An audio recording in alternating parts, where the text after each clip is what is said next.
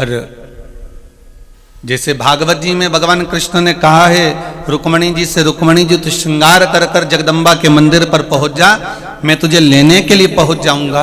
उसी तरह भगवान कहते हैं कि तुम एक बार मेरे दरवाजे तक पहुंच जाओ, इसके बाद फर्ज मेरा है कि मैं तेरे दरवाजे पर खड़ा मिल जाऊंगा। ये मेरा फर्ज है। तुम एक बार आओ तो सही, तुम एक बार मेरे दरवाजे तक पहुंचो तो, तुम एक बार मेरी चौखट तक आओ तो, तुम एक बार मेरे दरवाजे तक आने का प्रयास तो करो। जब तुम्हारी चित्तवृत्ति में, तुम्हारे मन में, तुम्हारे भावों में ये बात प्रकट हो जाती है कि आपको भगवान के दरवाजे पर जाना है, तो भगवान कैसे भी मार्ग को सुलभ बनाता चले जाता है, मार्ग क्लियर करते चले जाता है।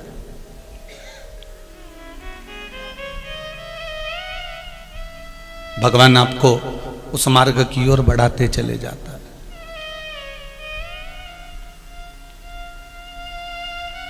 महाराज,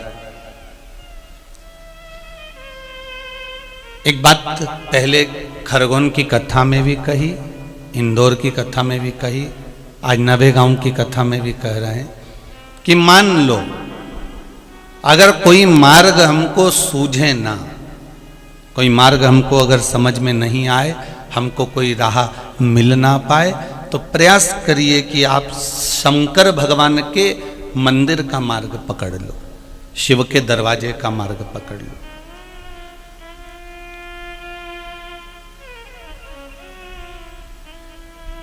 जब कोई मार्ग हमें दिख ही नहीं रहा हो, जब हमें कोई मार्ग समझ में ही नहीं आ रहा हो, हमें कोई मार्ग सूझ ही ना रहा हो, तब भगवान के दरवाजे का मार्ग पकड़ लो। भगवान के दरवाजे की चौखट का मार्ग हम पकड़ लें। जब हम भगवान के दरवाजे का मार्ग पकड़ेंगे तो हो सकता है कि भगवान के सम्मुख में जब हम पहुंचेंगे तो हमें जो मार्ग नहीं मिल रहा है, हो सकता है देव अधिदेव महादेव हमारे लिए दूसरे मार्ग भी खोल दे और हम उस पथ तक पहुंच जाए, हम उस मार्ग तक पहुंच जाए। तेरी कृपा बिना न हिले एक भी अणु,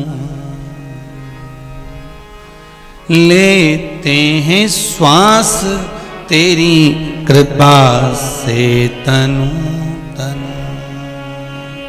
हे गंगाधार मुक्ति द्वार ओमकार तू, ओमकार तू। आयो शरण तिहारी शंभु तारे तारे तू। जब कोई मार्ग ना सूझे, जब हमें कोई मार्ग दिख ही ना रहा हो, जब हमें कोई मार्ग नजर ना आ रहा हो, जब हमें कोई मार्ग सूझ ना रहा हो, तब उस परमात्मा के मार्ग पर चलो।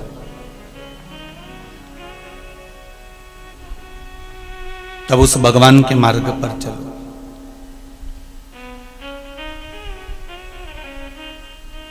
महाराज,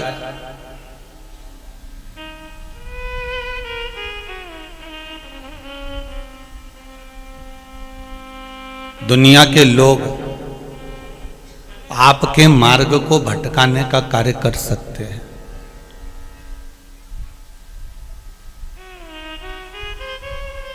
दुनिया के लोग आपके मार्ग को भटकाने का काम कर सकते हैं, पर मेरा देव अधिदेव महादेव और एक मेरा जीवन में मेरा राम, मेरा कृष्ण, मेरा शिव, मेरा देवता और सतगुरु और माता पिता, सतगुरु और माता पिता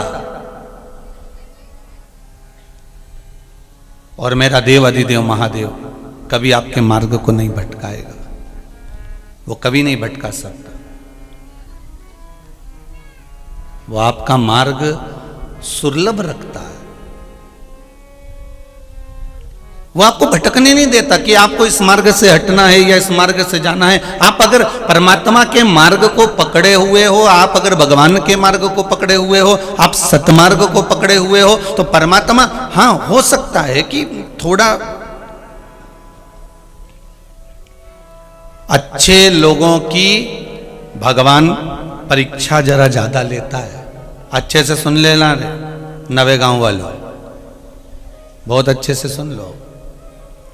अच्छे लोगों की परीक्षा भगवान थोड़ी ज्यादा लेता है, पर परीक्षा ज्यादा लेता है पर साथ पूरा पूरा देता है, ये पक्का है। वो परीक्षा ज्यादा लेता है पर साथ पूरा पूरा देता है। और बुरे लोगों को भगवान देता बहुत है। ये जो झूठ बोलने वाले होते हैं, कपट करने वाले होते हैं, बेईमानी करने वाले होते हैं, छल करने वाले होते हैं, प्रपंच करने वाले होते हैं, इनको भगवान देता बहुत है पर भगवान साथ नहीं देता।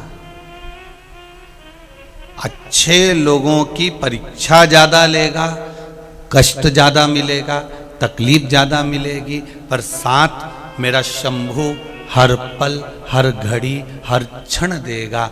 और बुरा जो व्यक्ति होता है उसके पास संपदा ज्यादा होगी, धन वैभव सब कुछ बढ़ जाएगा, पर मेरा शंभु साथ नहीं दे पाएगा, उससे दूर होता चले जाएगा, भगवान उसके करीब नहीं आ पाएगा, उससे दूरी बना लेगा।